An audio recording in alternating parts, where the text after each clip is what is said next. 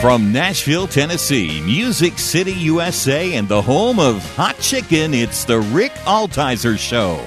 Sit back, buckle up. Rick will talk with the movers, shakers, and creators who put Christ in Christian entertainment. He's a man who's clear so the world can hear. Here's Rick Altizer. Hey, thanks so much for joining me today. Today is part 2 of my interview with gold medalist, skating champion, Mr. Spinny Thing himself. I think we should have done a bigger cliffhanger last week. I don't know. I think we missed something in that. It's like, dun, dun, dun. Scott Hamilton. Scott, welcome back to the show. Oh, that's great. You're awesome. This is fun. I'm having a great time.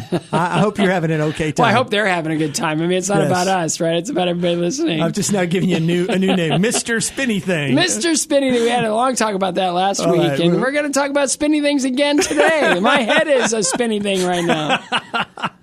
We're going to also talk about something that's really cool happening tomorrow. Tomorrow at Bridgestone Arena at 5 p.m., Scott Hamilton and Friends is going to be right here, guys, in Nashville. It's a one-of-a-kind show.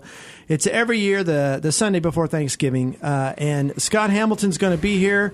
There's going to be tons of amazing figure skating happening. Sheryl Crow is going to be there. Yeah, Kenny Loggins, Footloose. Mm-hmm. Danger Zone. Danger Zone. All right. And Mercy Me, Gavin DeGraw, John Elefante, Jonathan Cain, the keyboard player for Journey. Yeah, we wanted to do an 80s set because it's the 35th anniversary of my Olympic gold medal. And so we thought, well, let's celebrate that. That'll be a nice hook. And then the 80s music started coming in. And it's like, wait a minute. I get to hang out with all the heroes that I listened to endlessly when I was back in the day, and it's like I still listen to them today.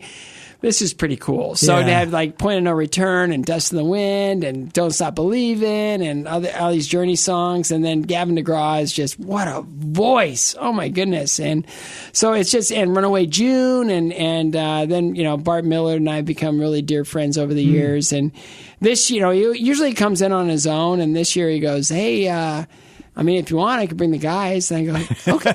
Okay, sure. If you insist. I could only imagine. Right. So anyway, but you can get information about this show by going to the Bridgestone box office, Ticketmaster.com, or ScottCares.org. And this is to benefit his Scott Hamilton Cares Foundation, which we talked about last week, which is cancer. Changing the way people are treated for cancer. Yeah. So it's your money, your giving helps that. And if you missed last week, you didn't hear it, boy, did you miss out. You want to go back and get it because we had fun. We got to archive these things. Yeah, so you can go to any place where podcasts are played, and you can check out The Rick Altizer Show. It will be there. Or you can go to botradionetwork.com and listen to it. Or you can go to my website, rickaltizer.com. So lots of ways to hear it. Scott, you're going to be all over the place. Oh, boy. All over. So we kind of, you talked about as a child, you had some health issues early on. You were in and out of hospitals for a long time. And your parents, who were school teachers, you were adopted. Your adopted parents, you started skating, and all of a sudden kind of got good from there. We talked a little bit about how challenges, suffering creates us to moves us forward. So can we talk a little bit about your faith in Christ and looking at how these things have been orchestrated in your life? And let's talk about God's sovereignty in your life, even in these things that were hard as a child and some of the things that you had to go through, and how those things brought you to a saving knowledge of Jesus. Well, it's just, it's kind of that look back, right? And, when we're growing up, we're waiting on our parents to kind of give us worldview, give us kind of a sense of who we are, what we're about, whether we're loved or whatever that is. And so growing up, they told me I was adopted from as early as I could understand. Always thought it was cool. Kids at school didn't think it was cool until my mom told me what to say to them, which was basically, if they tease you about being adopted, just say, my parents chose me. Your parents got stuck with whatever came out, right? But it was, I never felt alone. I felt, at times that I was kind of up against it, but I never truly felt alone. And I didn't know how to identify that, right? It just always felt like I'm going to be okay. And even all those scary times when I was in hospitals and everything else, it's just looking back, I just never felt like I was truly just sort of adrift, right? So then I get into the miraculous, getting into skating and all my symptoms go away and I start growing again, which is kind of odd. And then I end up leaving home at a young age to train at a training facility to try to, get to the next level. And it was just ironically, I went to skate at the same rink with Janet Lynn, who is like the most popular woman athlete of her time and a very, outspoken Christian. Very, evangelical. And so it was kind of like everybody wanted to be like Janet. And so I tried reading the Bible and it was like, I don't get this, and I joke that it's like, try being mildly dyslexic and read Isaiah. It's just like, it's kind of like all that information just sort of runs into each other. And you need community to kind of sort through it. So I had faith. I just didn't know what the rules of the game were. And I didn't know who was right because there was all these different denominations. And I struggle with that. It's like they seem not to like each other, but at the same time, it's one Jesus, one God, one Holy Spirit. I don't get it. And so then I went, I built this life and I was doing all these things and it was kind of something doesn't feel right. And it was just emotionally, it didn't feel right. And then I got cancer and it was kind of like slamming on the brakes. Let's look in. What's going on here? And then I realized that I needed to kind of sort things out. So I stepped away in a way. And in that, I took like a 3-year period. I call it my adventure. And I just sort of went to a place where I knew I could be kind of on my own. I'd have friends and I'd have interactions and I just needed to kind of like just push everything aside so I could just focus on, healing and not only healing my body, but healing, my spirit. And so I met this girl and we started dating. Her name was Tracy. And this is after 3 years. I met her. It's a longer story, but I met her. Is this in the 90s? And this was actually 3 years to the day after I was diagnosed with cancer. Diagnosed on St. Patty's Day, 97. 2000, I meet this girl, guest of a friend, backstage at Stars and Ice. So this is all post gold medal, all post cancer now, at 3 years after cancer. And it was like, if I can meet somebody like her, I'm ready to get off the bench, right? Ready to kind of like step back into life. Little did I know that, she was moving to L.A. where I was living, and we started dating a few months later, and then we got married and we started a family. But while we were dating, it was really interesting because she got really, we were laughing, we had fun together, she was awesome, and she just sat down one day and she goes, okay, we have to talk about something that's very serious. And I go, oh, wow, okay, anything. I really love being with you. Anything you need to know, I'll tell you. And she said, I need to know where you are in your relationship with Jesus Christ. And I when I talk about it, I joke that, I said what any smart guy would say, where do you want me to be? It's like, but there was something there. And it was like, I knew that I was being moved, right? Mm-hmm. So I told her all my, kind of what I'd learned and what I didn't understand and all the things that were just colliding in my mind and my spirit. And she said, let me meet my minister. And I said, love to. So, yeah, it's like game on. Let's do this, right? So I meet her minister. I said, I don't understand denominational faith. I don't understand. Why does it have to be this way? And why did he have to die? Right? Why did he have to? He goes, okay. He goes, have you read the Bible? And I go, I tried, and it didn't make sense. And he goes, do you like history? And I go, it's my favorite subject in school. And he goes, well, this is a book of history. But it's not so much about the characters as it is about how God interacted in their lives. So read it from not the character's point of view, but from God's point of view. And then when you get to the red letters, we're going to sit down again and we're going to really talk about this. And I saw the Bible. I read it in different ways. I started going to church. I started worshiping. I started to kind of, like it all started to kind of, all that smoke and all that mist and all that misinformation and all the other stuff just sort of fell away. And I realized that I could now connect all the dots all the way back to birth. That there was something there always, and it was a plan. And it's like, wow. And you're so humbled to think that the creator of the universe and all natural law would like love me enough. 100 billion people born to the planet. And it's like, but he loves all of us that much. And it's like, whoa, that's huge. And then to think that we couldn't figure it out. You know, we couldn't keep the law. We couldn't be obedient. We were just a mess. And so he sent his son to clean up the mess, right? And it's just this whole idea of sacrifice. Like he suffered for us to cleanse us of our sin so that we could look to him.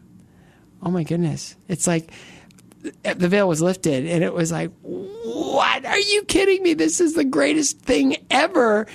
It's the good news. It's the gospel. It's like, it's legit, right? And so looking at it from a real point of view, instead of it being a group of fairy tales and like, you know, this means that, and this is the moral of the story. It's kind of like, no, this really happened. It's history, and this is really real. And we know when we debate with science, they can only take it so far and then say, well, we don't know. It's like, well, we can take it back and say, we do know. Mm-hmm. And when you look back in Genesis, and it says, we and our, God referring to himself as the Trinity from page 1, it's like, okay, this book does have a beginning, a middle, and an end. And when you read the end, you kind of know which team you want to be on, right? And it just, it was exciting. And it's still exciting to this day because every time I read it, I understand what it means to my life on this day, at this time, and where I need to be focusing and dedicating my life and my time and you know, my ability to reach people. It's amazing that, you know, you had testicular cancer in 97, and then you find Christ 3 years later, and then you had these other issues with your brain tumors. But through all that, you know, you had God, you had this relationship with Christ to carry you through that, and it's still happening. You're still carrying you. You look upon, you know, all of it as being refined, right? You know, you have to refine silver, you have to refine gold. You know, what does a diamond look like when you pull it out of the ground? Not so much, right? Mm-hmm. So it's all about that, you know, refining. It's like with each time I've had to face something, there's been a refining. And after every refining, what came next was spectacular. Mm-hmm. So it's like I don't really fear stuff like I used to. Like when the brain tumor came back for the third time, it was like, oh, really? Wow. Huh. And all I had was this voice kind of in my head that's saying, get strong. Just get strong. And I didn't know what the get strong was, the urge to get strong, right? And it was like, was it physically or mentally, emotionally, spiritually? So I picked E. All the above. And it's amazing that, you know, when you respond to things like that in a way of, all right, this is, you know, going to be a challenge. How do I respond to it? Well, I'm going to get strong. I'm going to fight it with everything I had, just like I did cancer. It's like, my goodness, I lost my mother to cancer, and I saw her suffer, and I saw her diminish and succumb. And it's like, man, when I was diagnosed, I saw those things with me, but then I saw another side of her come back, which I didn't expect. And that was, wow, this chemotherapy, she would say, I finally found a way to lose all this weight. You know, she took it and she spun it. Something positive. Like, you know, it's like if you take a glass and you shatter it on the ground, right? And it's like it'll never do what it did before. But you hold up one of the pieces to the light and you get rainbows. You know, it's like, that's kind of who I want to train myself to be. It's like, yeah, it's not what I wanted. It's not like ideal.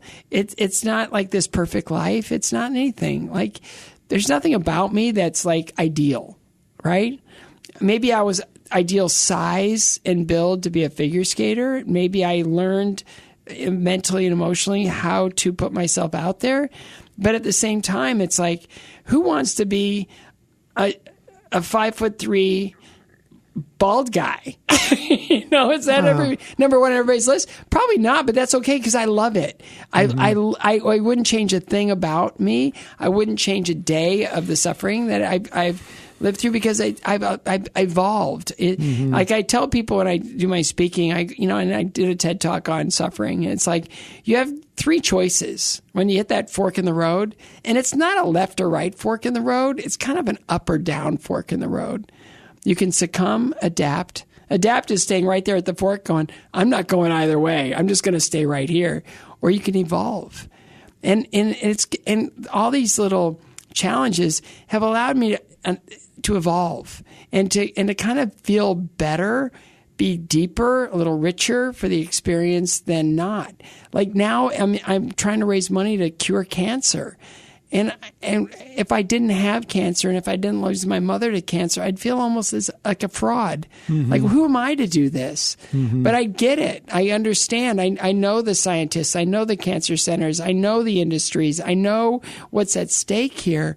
And honestly, by changing the way people look at cancer and look at treating cancer and being a part of that movement, and then I honor my mother who succumbed, that maybe there's another 18-year-old kid that's not going to have to bury his mom. Right. And that maybe, the next person that faces this form of cancer that had no hope now knows that they're going to be 100% fine in just a matter of days. Look at the good that's coming out of all that suffering. That's it. And it's been as a child. I mean, from the beginning, from your birth, from a mom saying, I want someone else to raise him. From the very beginning, there's been this challenge. So I'd like to.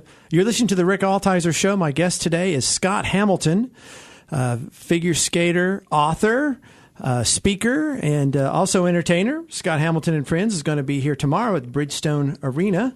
And, tickets available. And good ones. Yes. Be there. And you can get information by going to the Bridgestone box office, Ticketmaster.com, and ScottCares.org. So I would say, let's say on this earth, of things that are hard to do, okay, getting a gold medal. Okay, that's going to probably be in maybe the top 10, would you say, maybe, of the hardest things a human being can do on this earth and achieve. Getting a gold medal would be kind of in there. It'd be in that. And so you figured out how to do that, right? And you figured out this, I'm going to be all in. I'm going to work and work and work and work and work, and I'm going to make this happen, right? And I'm going to get that gold medal, and I'm going to put my whole, and you knew what it took, and you were able to do it to make your whole life about getting that gold medal. Then we come to Christ, right? And so, okay, I'm going to do my best to be this Christian, right? And I'm going to work and work and work, and I heard Chip Ingram use this analogy. I love Chip Ingram. I'm going to be able to slam dunk that ball, right? Some guys might only be able to touch net, but I'm going to be so good, I'm going to work so hard, I'll be able to slam dunk that ball. 10 feet, boom, I'm going to get it.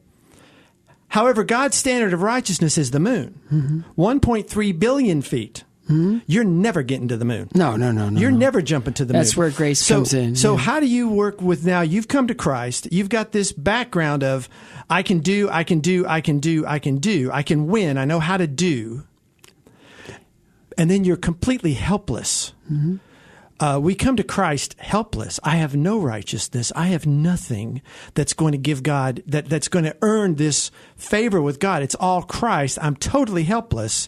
So how do you struggle with that? How do you navigate that as a Christian, putting those two things together in a right order? I don't know. If you could ask me this question daily, I would probably come up with a different answer. But the only word that comes up right now is hope. It's like, where do we find hope in a truly broken world? Like I'll tune into the news just not every now and then, a curiosity. And, news has become, so opinion driven now that it's like, just give me the facts. I just want to know what's going on. Well, I think, and my 8th grade American history teacher told me that, like, when you hear somebody in the news say, I think, just turn it off, because what do you care what they think?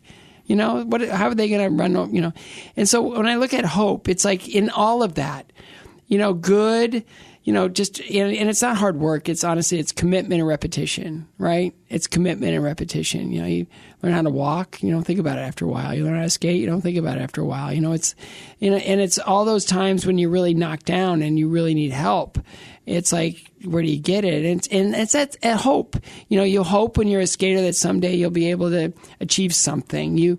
When you're sick with cancer, you hope that there is a treatment option out there that'll allow you to get back to your life.